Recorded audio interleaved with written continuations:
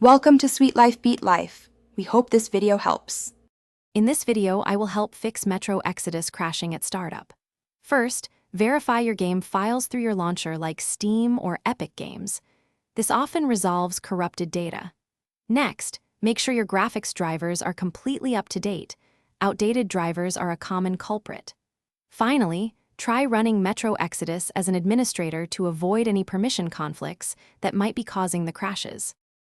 Now, let's check your system. Ensure your computer meets the minimum system requirements for Metro Exodus. Insufficient hardware can cause instability. Close any unnecessary background applications, as they can consume resources or create software conflicts. If you can get into the game briefly, try lowering your in-game graphics settings to reduce the load on your system, which might prevent crashes. If the problem persists, consider running Metro Exodus in compatibility mode for an older Windows version, which can sometimes resolve issues with newer operating systems.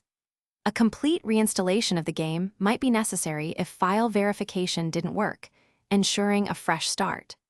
Also, check for and install any pending Windows updates, as these often include important system stability improvements.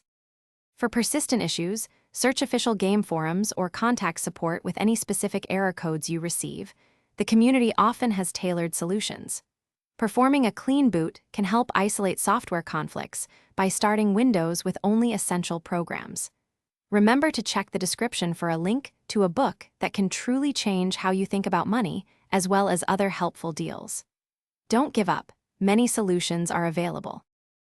Thanks for watching. Consider subscribing if we helped you.